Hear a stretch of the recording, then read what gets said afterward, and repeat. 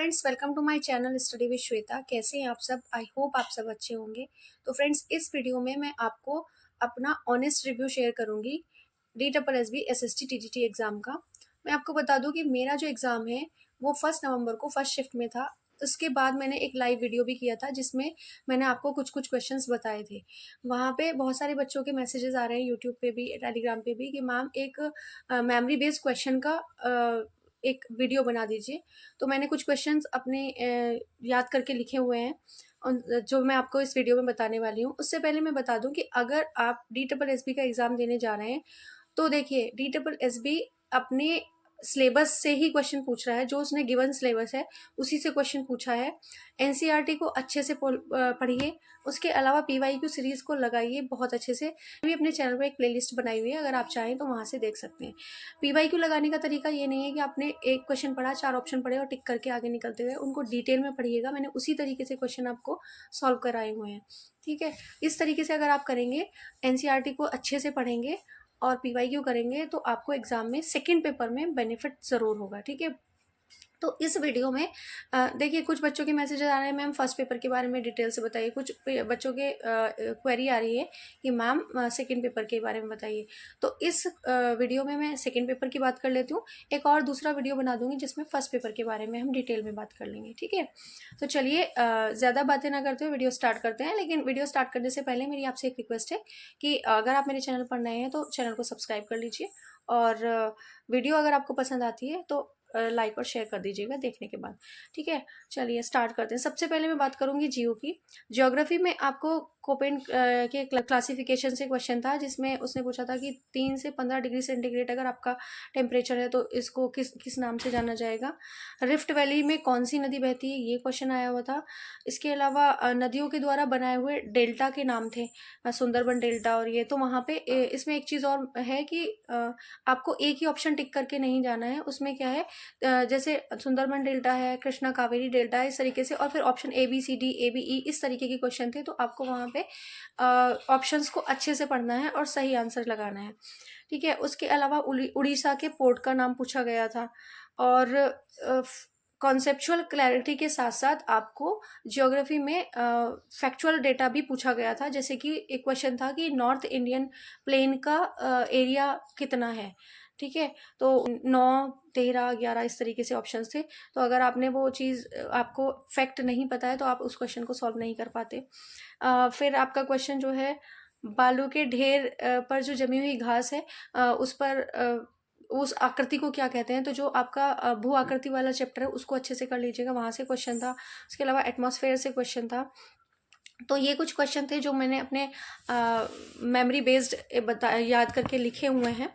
उसके अलावा भी क्वेश्चन थे, लेकिन क्योंकि सारे क्वेश्चन याद करना मुश्किल है।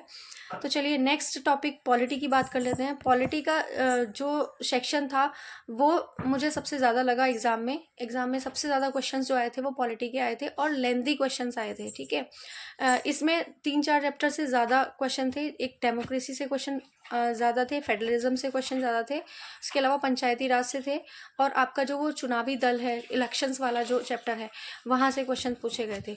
सेम इसमें भी फैक्चुअल भी थे और आपके कॉन्सेप्चुअल क्लैरिटी वाले भी थे। अगर आप ने पॉलिटी 9th और 10th की पॉलिटी पढ़ लीजिएगा, अच्छे से पढ़ लीजिएगा, वहाँ से आपको सारे क्वेश्चंस हो जाएंगे। लेकिन पॉलिटी जब आप पढ़ेंगे 9th और 10th की सिविक्स, तो उसको एक एक लाइन का अच्छे से आपको मतलब पता होना चाहिए, क्योंकि वहाँ पे 4 ऑप्शन दिए जा रहे हैं और 4 ऑप्शन में फिर आपसे पूछा जा रहा है कि कौन सा नहीं है। एक चीज़ और फ्रेंड्स, वहाँ पे काफ़ी सारे क्वेश्चन जो है वो नहीं वाले पूछे जा रहे हैं, तो वहाँ मिस्टेक होने के चांसेस हैं, तो उसको भी ध्यान से करिएगा, ठीक है। और जैसे कि एक क्वेश्चन था ये आपका, पार्टीज के नाम दिए हुए थे, ठीक है, और उनके ईयर को आपको अरेंज करना था। तो ये जो है आपका फैक्चुअल क्वेश्चन हो गया कि आपने, अगर आपको ईयर पता है तभी आप उसको क्वेश्चन को टैकल कर पाएंगे, अदरवाइज नहीं कर पाएंगे। 74th अमेंडमेंट से आपका क्वेश्चन आया हुआ था। डेमोक्रेसी की विशेषता कौन सी नहीं है, इस तरीके से क्वेश्चन आया था। तो जब आपको सारी डेमोक्रेसी की विशेषताएं पता होंगी तभी आप बता पाएंगे।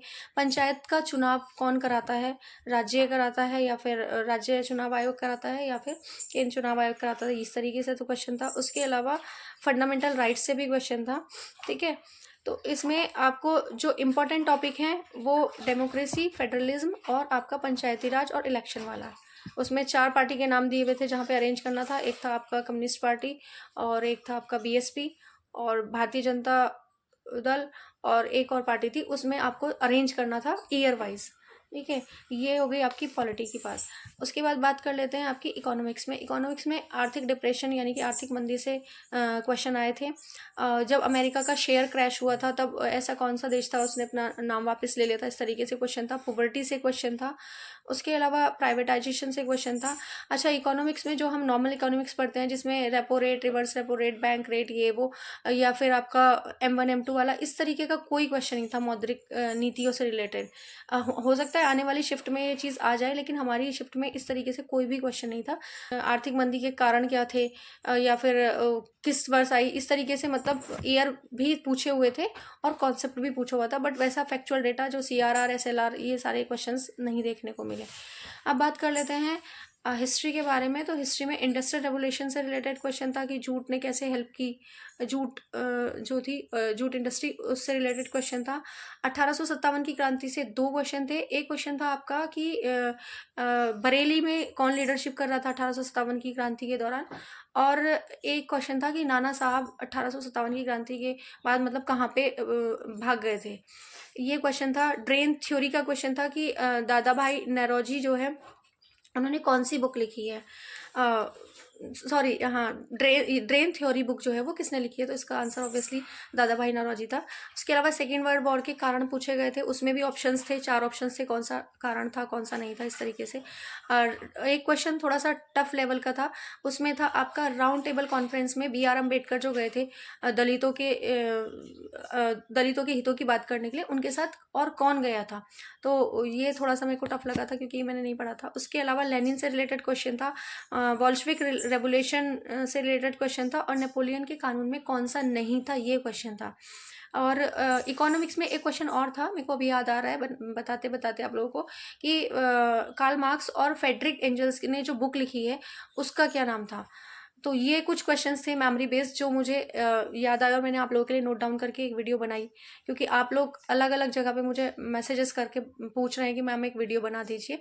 तो फ्रेंड्स, ये थे कुछ क्वेश्चन जो मुझे याद आए। इसके अलावा अगर मुझे कुछ और चीज़ें याद आती हैं तो फिर मैं एक शॉर्ट वीडियो के थ्रू या लॉन्ग वीडियो दूसरी बना दूंगी, उसके थ्रू आपको बता दूंगी। अब आपको एक और वीडियो में बनाऊंगी जिसमें मैं आपको फर्स्ट पेपर के बारे में डिटेल में बताऊंगी कि कहाँ से क्वेश्चन आए थे, क्योंकि कुछ बच्चे फर्स्ट पेपर की भी डिमांड कर रहे हैं। ठीक है, तो चलिए इस वीडियो में इतना ही, मिलते हैं एक और नए वीडियो में। वीडियो अगर आपको पसंद आई हो तो लाइक कीजिए, साथ ही साथ उन फ्रेंड्स के साथ शेयर कीजिए जो आने वाले टाइम में DSSB का एग्ज़ाम देने जा रहे हैं।